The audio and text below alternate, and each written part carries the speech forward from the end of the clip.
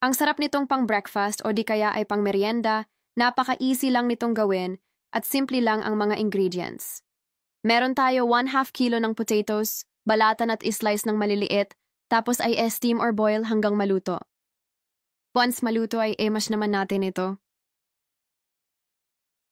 Tapos ay magdagdag dito ng 1/4 cup sugar, isang maliit na sachet ng milk powder, at 1 cup na glutinous rice flour.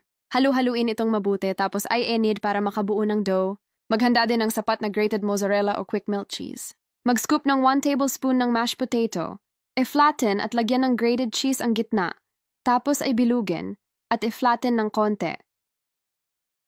At ito na nga lahat na gawa natin.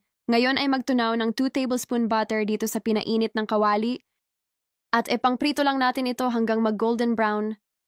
Tapos baliktarin din para maluto din yung isang side. Dapat mahinang apoy lang para hindi ito masunog. At pagka ganito na ay pwede na itong hanguin. Napakadali lang gawin, di ba? At napakasarap nito. Tingnan niyo sobrang cheesy. Kaya subukan niyo din.